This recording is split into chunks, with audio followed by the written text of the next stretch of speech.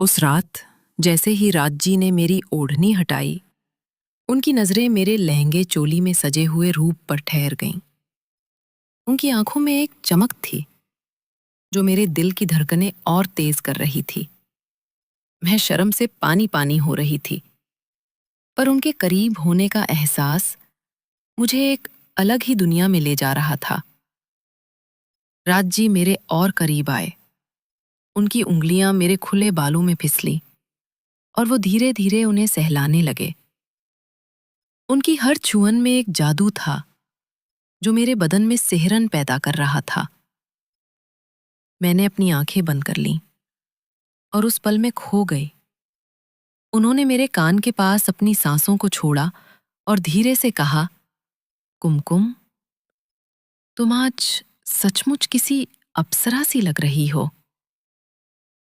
उनकी बातों ने मेरे चेहरे पर एक शरारती मुस्कान ला दी। मैंने मजाक में कहा, राज जी, आप भी तो कम शरारती नहीं हो। मुझे डर है कि कहीं आप मेरी इस कली को फूल बनाने की जल्दी ना कर दो। वो हंस पड़े और बोले, जल्दी कहाँ है मेरी जान, मैं तो हर पल को जीना चाहता हूं। उनका हाथ मेरी कमर पर फिसला और उन्होंने मुझे धीरे से अपनी ओर खींचा। मेरी सांसें तेज हो चली थीं और मेरे बदन में एक अजीब सी गर्मी सी फैल रही थी। मैंने अपनी बाहें उनके कंधों पर रख दी और हमारी नजरें फिर से मिलीं। उस पल में वो मर्यादा, वो रिश्ते की सीमाएं जैसे धुंधली पड़ने लगी थीं। वो मेरे गालों को सहलाते हुए मेरे माथे पर एक नरम सा चुंबन दे गए। उनकी गर्म सांसें मेरे चेहरे पर महसूस हो रही थीं। मैंने शर्माते हुए कहा, राज जी, आपकी ये शरारतें मुझे पागल कर रही हैं। वो मुस्कुराए और बोले, तो पागलपन का मजा लेने दे कुमकुम। उन्होंने मेरी चोली की डोरी को हल्के से छुआ और मेरे दिल की धड़कन जैसे रुक सी गई। मैंने उनके हाथों को पकड़ लिया और शर्माती हुई बोली, ये क्या कर रहे हो? कोई देख लेगा तो क्या सोचेगा? वो हंसते हुए बोले, यहाँ सिर्फ तुम और मैं हैं और ये रात हमारी है। उनका आत्मविश्वास और वो शरारती अंदाज मुझे और उकसा रहा था।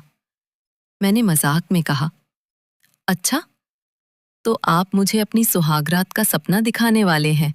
वो मेरे और करीब आए और मेरे कान में फुसफुसाए, सपना नहीं, हकीकत, लेकिन सिर्फ उतना जितना तुम चाहो। उनके होठ मेरे गले के पास आए और उन्होंने वहां एक हल्का सा चुंबन दिया। मेरे पूरे बदन में जैसे बिजली दौड़ गई। मैंने अपनी आंखें बंद कर लीं और उस पल को जीने लगी। उनकी उंगलियां मेरी पीठ पर नाच रही थीं और हर स्पर्श में एक अनकहा जादू था। मैंने अपने हाथ उनके बालों में डाले और उन्हें और करीब खींच लिया। हमारी सांसें एक दूसरे से टकरा रही थीं। वो मेरे कंधों पर हल्के हल्के चुंबन दे रहे थे और मैं जैसे बादलों पर सवार थी। मैंने शरारत भरे लहजे में कहा, राज जी, आप तो बहुत जालिम हो। मेरे जैसे नाजुक दिल को कैसे तड़पाते हो? वो हंसे और बोले, तड़पाना तो बनता है, पर ये तड़प भी तो प्यार का हिस्सा है। अचानक ट्रेन की रफ्तार में एक झटका आया और मैं उनके और करीब चली गई। हमारी हंसी छूट पड़ी। मैंने कहा, लगता है ट्रेन भी हमारी शरारतों का साथ दे रही है। वो बोले, तो फिर ट्रेन को धन्यवाद कहते हैं। उस रात हमने बातों, हंसी और उन छोटे छोटे स्पर्शों के जरिए एक दूसरे को और करीब से जाना। राज जी ने मेरी मेहंदी सजी हथेलियों को अपने हाथों में लिया और उन्हें धीरे धीरे सहलाया। उनकी नजरें मेरे चूड़ियों की खनक पर ठहर गईं और वो बोले, ये खनक मेरे दिल में बजी जा रही है। मैंने शर्माते हुए कहा, बस बस, अब और तारीफ मत करो, वरना मैं सचमुच पिघल जाऊंगी। हम दोनों हंस पड़े और उस हंसी ने माहौल को और हल्का कर दिया। रात गहरी हो चली थी और हमने फैसला किया कि अब सोने का वक्त है। राज जी ने मेरी ओढ़नी को मेरे कंधों पर डाला और कहा, तुम्हें ठंड न लगे मेरी अप्सरा। मैंने उनकी ओर देखा और धीरे से कहा, आपके साथ तो ठंड भी गर्मी में बदल जाती है। हम दोनों अपनी अपनी बर्थ पर लेट गए, लेकिन मेरी आंखों में नींद कहाँ थी। मेरे मन में वो पल बार बार घूम रहे थे, उनकी बातें, उनकी शरारतें और वो नजरें जो मुझे हर बार बेकरार कर रही थीं। मैं जानती थी कि ये रात मेरे दिल में हमेशा के लिए बस जाएगी। सुबह जब ट्रेन दिल्ली स्टेशन पर रुकी, मेरी नींद अभी पूरी नहीं हुई थी। राज जी ने मुझे हल्के से कंधे पर छुआ और कहा, उठो मेरी अप्सरा, दिल्ली आ गया। उनकी आवाज में वही शरारत थी जो मुझे हर बार शर्मा देती थी। मैंने आलस भरी नजरों से उन्हें देखा और मुस्कुराते हुए कहा, आप तो सुबह सुबह भी शरारत शुरू कर देते हो। हम स्टेशन से बाहर निकले और एक होटल की ओर बढ़े, जहां राज जी ने पहले से ही रिजर्वेशन कर रखा था। होटल का कमरा बेहद खूबसूरत था। बड़ी सी खिड़की, मुलायम बिस्तर और एक हल्की सी खुशबू जो माहौल को और रोमांटिक बना रही थी। मैंने अपने बैग से कपड़े निकाले और बोली, मुझे फ्रेश होने जाना है। राज जी ने अपनी भौहें उठाते हुए कहा, जल्दी आना, वरना मैं बिना तुम्हारे दिल्ली घूमने चला जाऊंगा। मैं हंस पड़ी और बाथरूम चली गई। नहाने के बाद मैंने एक हल्की गुलाबी साड़ी चुनी, जिसे मैंने अपनी कमर के नीचे बांधा ताकि मेरी नाभि हल्की सी झलक दे। साड़ी का पल्लू मेरे कंधों पर लहरा रहा था और मैंने अपने बालों को खुला छोड़ दिया। जब मैं बाहर आई तो राज जी की नजरें मुझ पर ठहर गईं। वो बोले, कुमकुम, तुम इस साड़ी में तो किसी राजकुमारी से कम नहीं लग रही। मैंने शर्माते हुए कहा, बस बस, आपकी तारीफें मुझे और शर्मा रही हैं। वो मेरे पास आए और मेरे कंधे पर हल्के से हाथ रखा। उनकी उंगलियां मेरे साड़ी के पल्लू को छू रही थीं और मेरे दिल की धड़कनें फिर से तेज हो चली थीं। उन्होंने मेरे कान के पास फुसफुसाया, तुम्हें पता है, तुम्हारी ये शर्म मुझे और बेकरार करती है। मैंने मजाक में कहा, तो आप क्या चाहते हो राज जी, मुझे बेकरार करना या खुद बेकरार होना? वो हंसे और बोले, शायद दोनों। उनकी बातों में वो शरारत थी जो मुझे हर बार उकसाती थी। उस दिन राज जी को कुछ बिजनेस मीटिंग्स के लिए जाना था, लेकिन उन्होंने कहा, शाम को मैं तुम्हें दिल्ली की सैर करवाऊंगा, तैयार रहना। मैंने हल्के से सिर हिलाया और मन ही मन सोचने लगी कि शाम को क्या क्या होने वाला है। शाम को जब वो लौटे तो उनके हाथ में एक छोटा सा गिफ्ट बॉक्स था। उन्होंने मुझे दिया और कहा, ये तुम्हारे लिए। मैंने उत्सुकता से बॉक्स खोला और उसमें एक खूबसूरत जोड़ी झुमके थे। मैंने तुरंत उन्हें पहन लिया और आईने में देखा। वो मेरी साड़ी के साथ परफेक्ट लग रहे थे। मैंने राज जी की ओर देखा और कहा, आप तो मुझे हर बार सरप्राइज दे देते हो। वो मेरे पास आए और मेरे चेहरे को अपने हाथों में थाम लिया। उनकी उंगलियां मेरे गालों पर हल्के से फिसली और उन्होंने कहा, तुम्हें खुश देखना मेरा सरप्राइज है।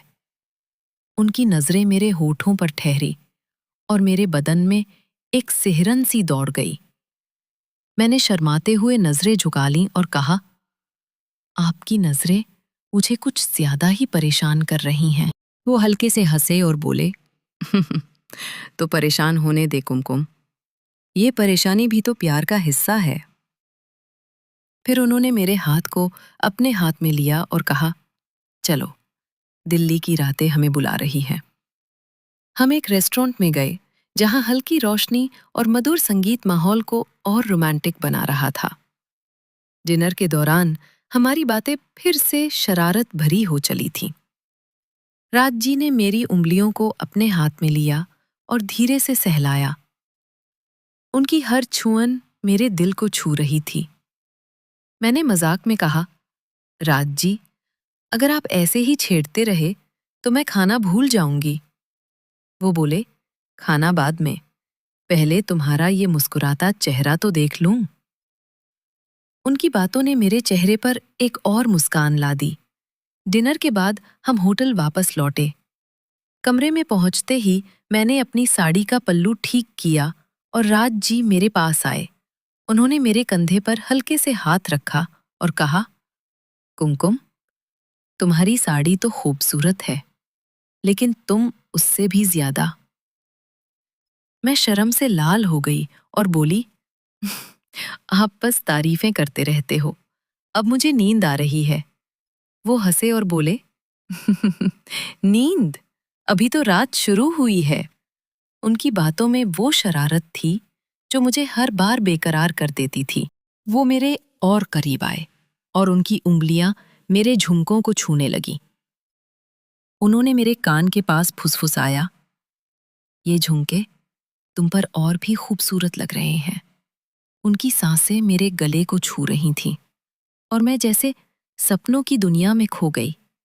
मैंने हल्के से कहा, राज जी, आपकी ये शरारतें मुझे कहीं और ले जा रही हैं। उन्होंने मेरे हाथ को अपने हाथ में लिया और धीरे से मेरी हथेली पर एक चुंबन दिया। मेरे पूरे बदन में एक गर्मी सी दौड़ गई। मैंने शर्माते हुए कहा, बस, अब और नहीं। आप मुझे और तड़पाओगे तो मैं क्या करूंगी? वो मुस्कुराए और बोले, तड़प का मजा ले कुमकुम, ये पल फिर नहीं आएंगे। उस रात हमने बातों और हल्की फुल्की शरारतों के बीच वक्त बिताया।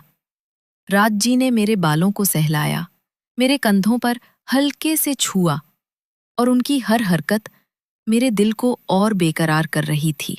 मैंने उनकी बाहों में कुछ पल बिताए और वो एहसास मेरे लिए किसी ख्वाब से कम नहीं था। उस रात होटल के कमरे में हल्की रोशनी और मधुर माहौल ने हमारे बीच की नज़दीकियों को और बढ़ा दिया था। राज जी मेरे पास बैठे थे। उनकी उंगलियां मेरे कंधों पर हल्के हल्के नाच रही थीं। मैंने अपनी साड़ी का पल्लू ठीक किया और शर्माते हुए कहा, राज जी, आपकी ये शरारतें अब हद पार कर रही हैं। वो मुस्कुराए और मेरे कान के पास फुसफुसाए, हद तो अभी बाकी है मेरी अप्सरा। उनकी सांसें मेरे गले को छू रही थीं और मेरे बदन में एक सिहरन सी दौड़ रही थी। उन्होंने मेरे झुमकों को हल्के से छुआ और कहा, ये झुमके तुम पर इतने खूबसूरत लगते हैं कि मैं इन्हें उतारने का सोच भी नहीं सकता। मैंने मजाक में कहा, तो क्या आप मुझे हमेशा सजाए रखना चाहते हो? वो हंसे और बोले, सजाना भी और तुम्हारी हर अदा को जीना भी। वो मेरे और करीब आए और उनकी उंगलियां मेरी साड़ी के पल्लू को हल्के से खींचने लगीं। मैंने शर्माते हुए उनके हाथ पकड़ लिए और कहा, राज जी, ये क्या शरारत है? कोई देख लेगा तो? वो बोले, यहां सिर्फ तुम और मैं हैं कुमकुम, ये पल सिर्फ हमारे हैं। उनकी नजरें मेरी आंखों में थीं और मेरे दिल की धड़कनें जैसे रुक सी गई थीं। उन्होंने मेरे गाल पर एक नरम सा चुंबन दिया और मैं जैसे सपनों की दुनिया में खो गई। उनकी हर छुअन मेरे बदन को गर्म कर रही थी और मैं उस पल में पूरी तरह खो चुकी थी।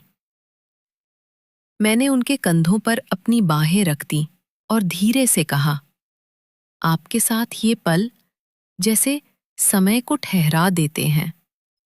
तभी अचानक कमरे का दरवाजा खुला। मेरी सांसें थम गईं। वहां मेरी बुआ खड़ी थीं, जिनकी आंखों में हैरानी और गुस्सा साफ दिख रहा था। मैंने तुरंत खुद को संभाला और साड़ी का पल्लू ठीक किया। मेरे चेहरे पर शर्मिंदगी और डर छा गया। राज जी भी एकदम से पीछे हट गए।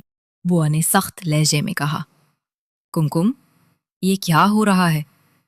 तुम्हें शर्म नहीं आई? अपने ही फूफा जी के साथ ऐसी हरकत करते हुए? उनकी आवाज में दर्द था और मेरे दिल में एक तूफान सा उठने लगा। मैंने नजरें झुका लीं और धीरे से कहा, बुआ, मुझे माफ कर दो। मैं मैं बहक गई थी। राज जी ने भी चुप्पी तोड़ी और कहा, ये मेरी भी गलती है। मैंने मर्यादा को भुला दिया। लेकिन बुआ ने उन्हें चुप कराते हुए कहा, कुमकुम, तुम्हारे मन में जोश और जज्बात हैं, लेकिन ये रास्ता गलत है। उस पल में मुझे अपनी गलती का गहरा एहसास हुआ। मैंने जो किया वो मेरे जज्बातों की आग में था, लेकिन अब मुझे समझ आ रहा था कि मैंने रिश्तों की मर्यादा को ठेस पहुंचाई थी। मेरी आंखों में आंसू छलक आए और मैंने बुआ के पैर छूकर कहा, मुझे माफ कर दीजिए बुआ। मैंने जो किया वो गलत था। मैं वादा करती हूँ ऐसा फिर कभी नहीं होगा। बुआ ने मुझे गले लगाया और कहा, कुमकुम, गलतियां इंसान से ही होती हैं, लेकिन अब तुम्हें सही रास्ता चुनना है। उनकी बातों ने मेरे दिल को सुकून दिया, लेकिन साथ ही एक गहरी सीख भी दी। उसी रात मैंने और राज जी ने एक दूसरे से माफी मांगी। हमने फैसला किया कि हम अपने रिश्ते को सिर्फ सम्मान और मर्यादा के दायरे में रखेंगे। राज जी ने कहा, कुमकुम, तुम मेरे लिए हमेशा खास रहोगी, लेकिन अब हमें सिर्फ एक परिवार की तरह साथ रहना है। अगले दिन मैं और बुआ वापस घर लौट आए। उस घटना ने मुझे बहुत कुछ सिखाया। मैंने जाना कि प्यार और आकर्षण में एक पतली सी रेखा होती है, जिसे पार करने से रिश्तों की मर्यादा टूट सकती है। मैंने अपने जज्बातों को काबू करना सीखा और अपने भविष्य पर ध्यान देना शुरू किया। आगे की कहानी जानने के लिए कृपया हमारे चैनल को सब्सक्राइब करें। हमारे चैनल पर इसका दूसरा एपिसोड उपलब्ध है।